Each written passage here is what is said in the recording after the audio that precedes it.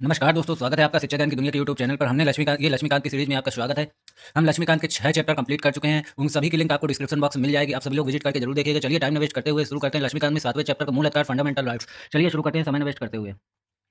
संविधान के भाग 3 में अनुच्छेद 12 से 35 तक मूल अधिकारों का विवरण है। इस संबंध में संविधान निर्माता अमेरिकी संविधान यानी यानी अधिकार के विधेयक से प्रभावित रहे। संविधान के भाग 3 को भारत का मैग्ना कार्टा की संज्ञा दी गई है, जो सर्वथा उचित है। इससे एक लंबी एवं विस्तृत सूची न्यायोचित मूल अधिकारों का उल्लेख किया गया है। वास्तव में मूल अधिकारों के संबंध में जितना विस्तृत विवरण हमारे संविधान में प्राप्त होता है, उतना विश्व के किसी संविधान में नहीं मिलता है। मतलब विश्व का सबसे बड़ा लिखित संविधान भारत में ही लिखा गया है, चाहे वह अमेरिका ही क्यों ना हो। संविधान द्वारा बिना किसी भेदभाव के हर व्यक्ति के लिए मूल अधिकारों के संबंध में गारंटी दी गई है। इनमें प्रत्येक व्यक्ति के लिए समानता, सम्मान, राष्ट्रहित और राष्ट्रीय एकता को समाहित किया गया है। मूल अधिकारों का तात्पर्य राजनीतिक लोकतंत्र के आदर्शों की उन्नति से है। ये अधिकार देश में व्यवस्था बनाए रखने एवं राज्य के कठोर नियमों के खिलाफ नागरिकों की आज़ादी की सुरक्षा करते हैं। ये विधानमंडल के कानून के क्रियान्वयन पर तानाशाही को मर्यादित करते हैं। संक्षेप में इनके प्रावधानों का उद्देश्य कानून की सरकार बनाना है, न कि व्यक्तियों की।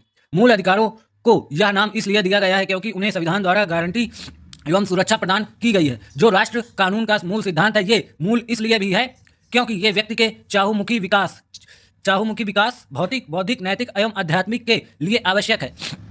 मूल रूप से संविधान में 7 मूल अधिकार प्रदान किए गए हैं। 7 मूल अधिकार पढ़ें उससे पहले अगर आप चैनल पर नए हैं, चैनल को सब्सक्राइब करिए। चलिए शुरू करते हैं। पहला पॉइंट, समता का अधिकार अनुच्छेद 14 से 18 में दिया गया है। समता का अधिकार 14 से 18 में दिया गया है, बहुत ही महत्वपूर्ण पॉइंट है। स्वतंत्रता का अधिकार किस आर्टिकल में दिया गया है? आर्टिकल 19 से 22। शोषण के विरुद्ध अधिकार अनुच्छेद 23 से 24। धर्म की स्वतंत्रता का अधिकार अनुच्छेद 25 से 28। संस्कृति और शिक्षा संबंधी अधिकार अनुच्छेद 29 से 30। संपत्ति का अधिकार अनुच्छेद 31 में दिया गया है। 7वां पॉइंट पढ़ेंगे, संवैधानिक उपचारों का अधिकार किस अनुच्छेद में दिया गया? अनुच्छेद 32, आर्टिकल 32। हालांकि संपत्ति के अधिकार को 44वें संविधान संशोधन अधिनियम 1978 द्वारा मूल अधिकारों की सूची से हटा दिया गया है। इसे संविधान में अनुच्छेद 300 का के तहत कानूनी अधिकार बना दिया गया है। इस तरह फिलहाल 6 मूल अधिकार हैं। मूल अधिकारों की विशेषता पढ़ें उससे पहले अगर आप पुरानी वीडियो नहीं देखे, हम पुरानी 6 चैप्टर पूरे कंप्लीट हो चुके हैं लक्ष्मीकांत की सीरीज में। अभी ये 7वां चैप्टर चल रहा है जिसमें हम पढ़ेंगे मूल अधिकारों की विशेषता। पढ़ें उससे पहले अगर आप चैनल पर नए हैं, चैनल को सब्सक्राइब करके जरूर जाइएगा। हम लास्ट में कुछ यूपीएससी से रिलेटेड महत्वपूर्ण ध्यान देने योग्य बातें करेंगे जो किताब से होंगी। बहुत ही महत्वपूर्ण प्रश्न को भी कर सकते हैं आगे आने वाले लास्ट समय में। चलिए शुरू करते हैं। मूल अधिकारों की विशेषता, टाइम वेस्ट करते हुए। मूल अधिकारों को संविधान में निम्नलिखित विशेषताओं के साथ सुनिश्चित किया गया है। पहला पॉइंट पढ़ेंगे, उनमें से कुछ सिर्फ नागरिकों के लिए उपलब्ध है, जबकि कुछ अन्य सभी व्यक्तियों के लिए उपलब्ध है, चाहे वह नागरिक विदेशी लोगों या कानून व्यक्ति जैसे परिषद एवं कंपनियां हों। दूसरा पॉइंट पढ़ेंगे, ये असीमित नहीं है लेकिन वाद योग्य होते हैं। राज्य उन सभी व्यक्तियुक्त प्रतिबंध लगा सकता है, हालांकि ये कारण उचित है या नहीं इसका निर्णय अदालत करती है। इस तरह ये व्यक्तिगत अधिकारों एवं पूरे समाज के बीच संतुलन कायम करते हैं। यह संतुलन व्यक्तिगत स्वतंत्रता एवं सामाजिक नियंत्रण के बीच होता है। तीसरा पॉइंट पढ़ेंगे, वे सभी सरकार के एक पक्षीय निर्णय के विरुद्ध उपलब्ध हैं, हालांकि उनमें से कुछ निजी व्यक्तियों के खिलाफ भी उपलब्ध है। चौथा पॉइंट, इनमें से कुछ नकारात्मक विशेषताओं वाले होते हैं, जैसे राज्य के प्राधिकरण को सीमित करने से संबंधित, जबकि कुछ सकारात्मक होते हैं, जैसे व्यक्तियों के लिए विशेष सुविधाओं का प्रावधान। पांचवा पॉइंट देखेंगे, ये न्यायोचित है। ये व्यक्तियों को अदालत जाने की अनुमति देते हैं, जब भी इनका उल्लंघन होता है। छठा पॉइंट, इनमें उच्चतम न्यायालय द्वारा गारंटी व सुरक्षा प्रदान की जाती है, हालांकि पीड़ित व्यक्ति सीधे उच्चतम न्यायालय जा सकता है।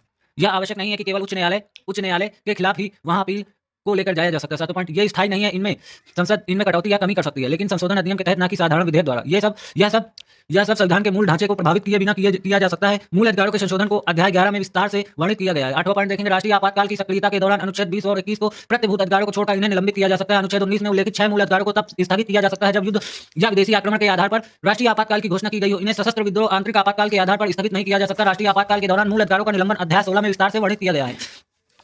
9 पॉइंट, अनुच्छेद 31 का संपत्ति आदि अधिग्रहण पर कानून की रक्षा द्वारा इनके कार्यान्वयन की सीमाएं हैं। अनुच्छेद 31 का कुछ अधिनियमों एवं विनियमों का निधि मान्यकरण 9वीं सूची में शामिल किया गया एवं अनुच्छेद 31 का कुछ निदेशक तत्वों को प्रभावी करने वाली विधियों की विवर्ती आदि।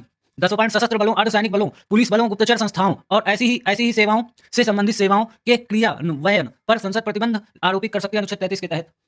11 पॉइंट, ऐसे इलाकों में भी इनका क्रियान्वयन रोका जा सकता है जहां फौजी कानून प्रभावी हो। फौजी कानून का मतलब सैन्य शासन से है, जो असामान्य परिस्थितियों में लगाया जाता है। अनुच्छेद 34 या राष्ट्रीय आपातकाल से भिन्न है। 12 पॉइंट देखेंगे, 12 पॉइंट, इनमें से ज्यादातर अधिकार स्वयं परिवर्तित हैं, जबकि कुछ को कानून की मदद से प्रभावी बनाया जाता है। ऐसा कानून देश की एकता के लिए संसद द्वारा बनाया जाता है, न कि विधानमंडल के द्वारा, ताकि संपूर्ण देश में एकरूपता बनी रहे। अनुच्छेद 35, आर्टिकल 35। राज्य की परिभाषा देखें उससे पहले अगर आप चैनल पर नए हैं, चैनल को सब्सक्राइब करें। अगर आप पुरानी वीडियो नहीं देखें, सभी की लिंक लक्ष्मीकांत के 6 चैप्टर की लिंक आपको डिस्क्रिप्शन बॉक्स में मिल जाएगा, आप जरूर देखिएगा। चलिए शुरू करते हैं। राज्य की परिभाषा टाइम वेस्ट करते हैं। मूल अधिकारों से संबंधित विभिन्न उपबंधों में राज्य शब्द का प्रयोग किया गया है। इस तरह इस अनुच्छेद 12 में भाग 3 के उद्देश्य के उद्देश्य के तहत परिभाषित किया गया है। इसके अनुसार राज्य में निम्नलिखित शामिल है। पहला पॉइंट, कार्यकारी या एवं विधायी अंगों को संघीय सरकार की क्रियान्वित करने वाली सरकार और भारत की संसद है। दूसरा पॉइंट देखेंगे, राज्य सरकार के विधायी अंग को प्रभावी करने वाली सरकार और राज्य विधानमंडल है। तीसरा पॉइंट, सभी स्थानीय निकाय अर्थात नगर पालिकाएं, पंचायत, जिला बोर्ड, सुधार न्यास आदि। चौथा पॉइंट देखें, अन्य सभी निकाय अर्थात वैधानिक या गैर संवैधानिक प्राधिकरण जैसे LIC, ONGC, सेल आदि। इस तरह राज्य को विस्तृत रूप में परिभाषित किया गया है। इसमें शामिल इकाइयों के कार्यों को अदालत में तब चुनौती दी जा सकती है जब मूल अधिकारों का हनन हो रहा हो। उच्चतम न्यायालय के अनुसार कोई निजी इकाई या एजेंसी जो बतौर राज्य की संस्था काम कर रही हो, अनुच्छेद 12 के तहत राज्य के अर्थ में आती है। मूल अधिकारों से असंगत विधियां हम कल पढ़ेंगे। हमारा समय हो चुका है। अगर आप लोगों ने पुरानी वीडियो नहीं देखी है, उसकी लिंक सभी 6 चैप्टर की लिंक आपको डिस्क्रिप्शन बॉक्स में मिल जाएगी। आप लोग जरूर क्लिक करके देखिएगा और पुरानी वीडियो जरूर देखिएगा, तभी ये चैप्टर समझ में आएगा। अगर आप लोगों ने किताब से नहीं पढ़ा, एक बार किताब से पढ़ के इस वीडियो को सुनिएगा, तभी आप लोगों को फायदा होगा।